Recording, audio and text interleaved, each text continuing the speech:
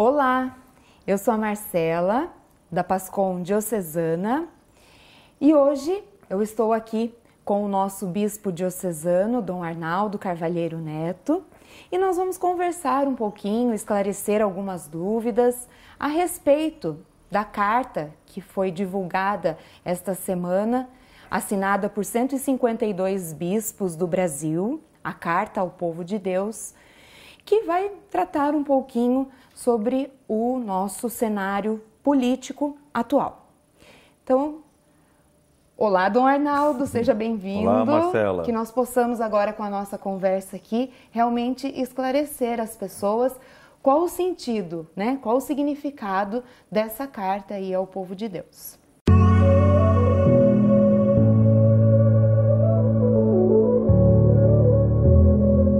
Então, primeiro, eu quero que o senhor explique para a gente qual foi a motivação desse bispado, né, em escrever essa carta.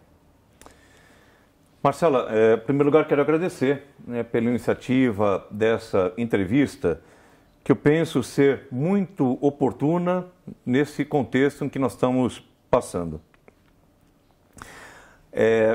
A carta ao povo de Deus, ela manifesta a preocupação de grande parte do episcopado brasileiro com relação ao cenário político, econômico e social neste momento em que vivemos aqui no Brasil.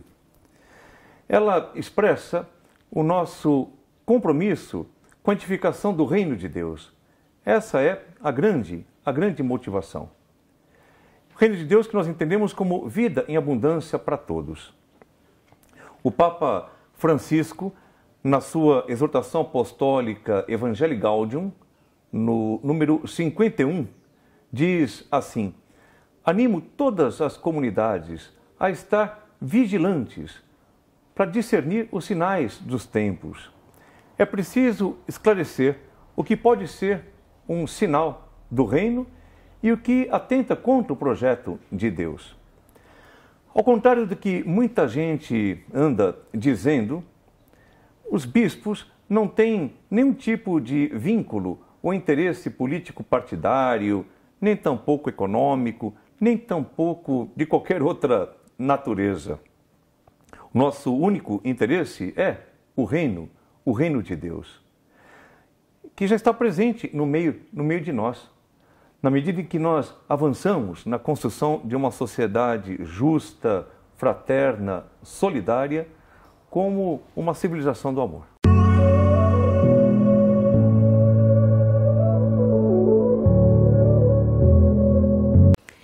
E aí a segunda pergunta, Dom Arnaldo, é em relação aos rumores que estão por aí, que os bispos que assinaram a carta são de uma ala esquerdista da CNBB. Inclusive, eles estão sendo chamados de comunistas. E que isto está criando uma divisão dentro da igreja. Então eu queria que o senhor nos falasse, nos dissesse a respeito disso. Marcela, essa entrevista está começando a esquentar. Marcela, não existem bispos comunistas.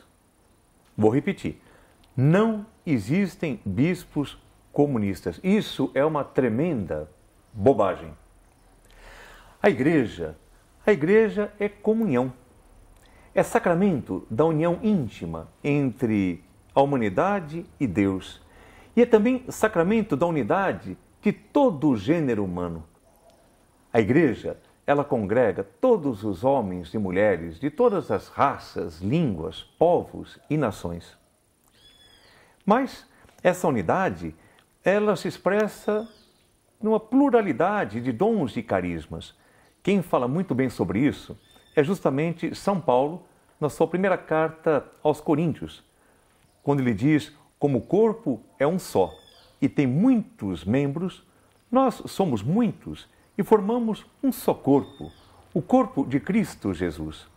Somos todos um só em Cristo Jesus. Mas há sempre a tentação da divisão. O mesmo São Paulo apóstolo fala sobre isso também no início da primeira carta aos Coríntios, quando ele diz: olha, a igreja não é minha. A igreja não é nem de Paulo, nem de Cefas, nem de Apolo. E aqui acrescentaria, ousaria acrescentar, a igreja não é do Lula, não é do Bolsonaro, não é da esquerda, nem tampouco da direita. A igreja é de Cristo, é de Cristo Jesus. Mas sempre vai existir dentro da igreja as diferenças, as diferentes opiniões, os pontos de vista. Na igreja, ao longo desses 20 séculos de existência, nela sempre teve grandes debates. E isso é muito, muito bom, porque a unidade ela não pode ser confundida com uniformidade. O Papa Francisco, ele diz que a unidade deve sempre prevalecer sobre o conflito. O conflito existe, né? Nós não podemos ignorá-lo, nem tampouco dissimulá-lo, mas nós temos que aceitar. Essa é uma realidade, né? Dentro da igreja, dentro da família, dentro de qualquer outra instituição humana. Mas repito o que diz o Papa, né? A unidade deve sempre prevalecer sobre o conflito. De modo que esse momento que nós estamos vivendo é o momento oportuno. Há um pensamento que diz que ninguém deve tocar numa ferida se não for para curá-la. Então, o conflito que está instaurado, né, que está colocado, né, esse debate, nós temos que enfrentá-lo, mas buscando sempre a unidade. Agora, atenção, volta ao ponto inicial, né? Chamar os bispos de comunistas é inaceitável. É uma tentativa de desqualificá-los. Isso esvazia o debate, isso acirra ainda mais o conflito. Infelizmente, Marcela, essa conversa, ela não é de hoje. Nos anos 70, nosso saudoso Dom Helder Câmara, arcebispo de Olinda e Recife, já era chamado de bispo comunista, bispo melancia. Alguém me perguntou, mas por que bispo melancia? Diziam que ele era verde e amarelo por fora e vermelho por dentro. Né? Mas ele um dia respondeu, refletiu sobre isso, dizendo, mas que coisa engraçada. Quando eu distribuo pães aos pobres, me chamam de santo. Mas quando eu pergunto, por que os pobres não têm pão? Me chamam de comunista. Então vamos parar com essa conversa, né? Vamos, de fato, qualificar o nosso diálogo, nos tratar com respeito, né?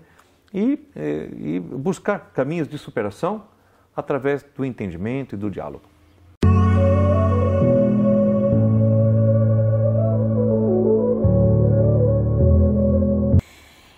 Dom Arnaldo, outro ponto importante da gente falar, né, é que alguns críticos a essa carta colocam que os bispos estão sendo partidários, com posturas enfáticas de desagrado ao atual governo. Porém, não tiveram a mesma postura, isso é fala desses críticos, né? Não tiveram a mesma postura em governos anteriores. E aí, o que o senhor pode falar? É verdade isso, Dom Arnaldo? Vamos lá. Marcela, esta não é a primeira carta que alguns bispos endereçam ao povo de Deus. Em 1976, em plena ditadura militar, alguns bispos redigiram a carta semelhante e talvez esse tenha sido o documento mais corajoso e mais profético da CNBB naqueles tempos tão difíceis de ditadura. A CNBB, ela todos os anos, ela promulga muitos e muitos documentos que refletem criticamente sobre a realidade sociopolítica, econômica, ambiental do nosso país, porque isso faz parte do munus profético da Igreja, que implica em anunciar o Evangelho e denunciar as estruturas injustas que geram morte, e em especial a morte dos pobres. Quem não se lembra de Dom Luiz Flávio Cápio, bispo de Barra, lá na Bahia, quando, entre os anos 2005 e 2007, ele fez 2 greves de fome em protesto contra a transposição das águas do rio São Francisco, lá no Nordeste, em pleno governo Lula. De fato, a postura dos bispos nesta presente carta com relação a esse governo, eu também sou dessa opinião, né? Parece que ela é um pouco mais enfática, né? Agora eu vou dar uma opinião muito particular, muito minha. Talvez essa postura seja em decorrência de uma certa dificuldade de diálogo, não somente da igreja, mas também de muitos outros setores da sociedade civil com o atual governo. Isso é uma opinião muito minha, né? Acompanhando as notícias, né? Acompanhando, enfim, o que está se passando, parece que o governo tem dificuldade de dialogar. Também, na minha opinião, isso talvez seja pelo fato do governo contar com muitos militares nas suas altas instâncias. E nós sabemos que os militares, eles seguem uma lógica de hierarquia, né? Parece que a obediência é mais importante do que o diálogo. Não sei, pode ser que esteja falando bobagem aqui. Mas essa dificuldade existe.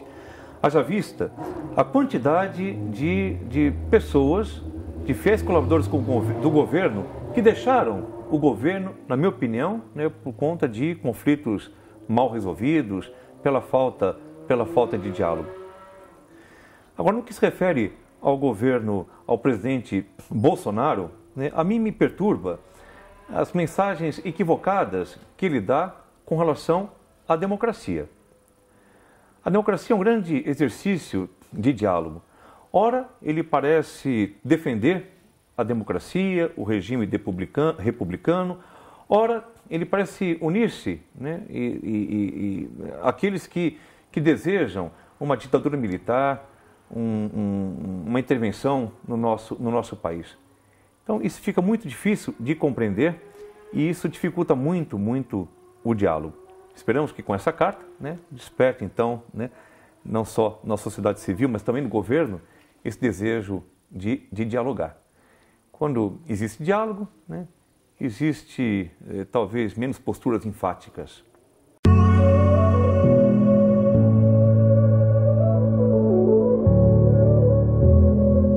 Dom Arnaldo, então vendo toda essa repercussão aí da carta, né, o senhor acredita que a igreja deva motivar a discussão política, né, assumindo uma posição, visto que algumas pessoas acreditam que a igreja deva apenas assumir a sua posição em relação ao sagrado.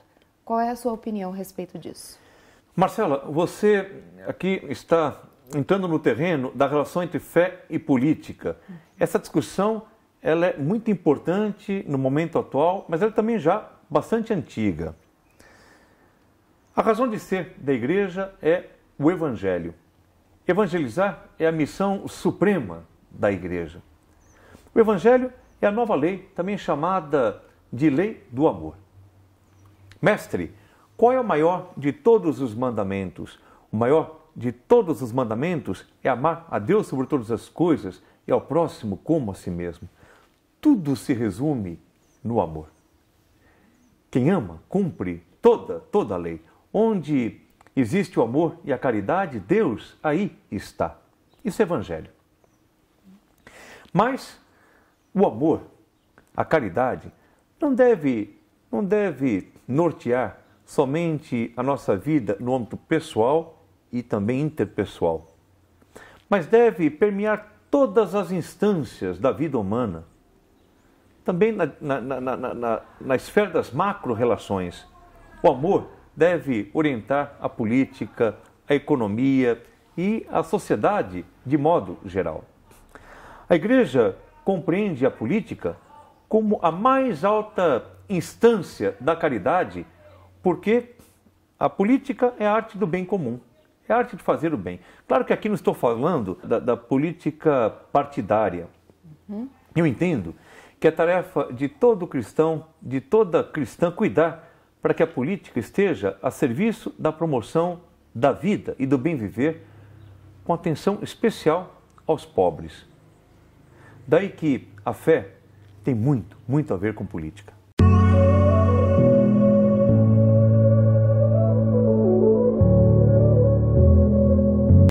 Agora, para finalizar, Dom Arnaldo, eu acho importante, né, e nós percebemos isso, que grande parte das pessoas, a gente acha que elas não leram essa carta, né?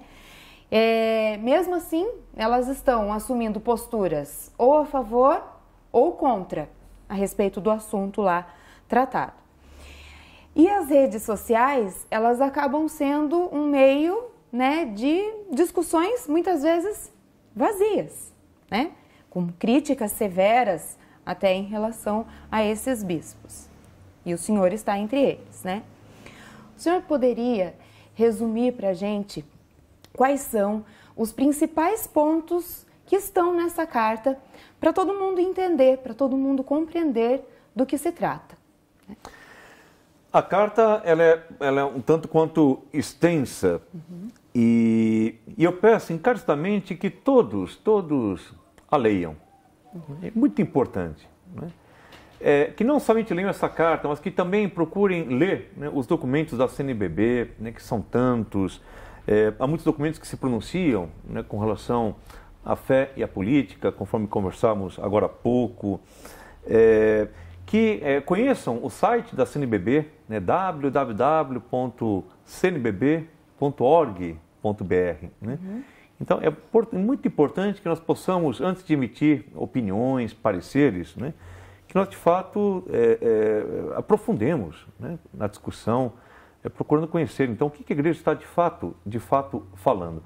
Embora essa carta ela não é encampada pela CNBB, é para uma parte dos bispos da CNBB.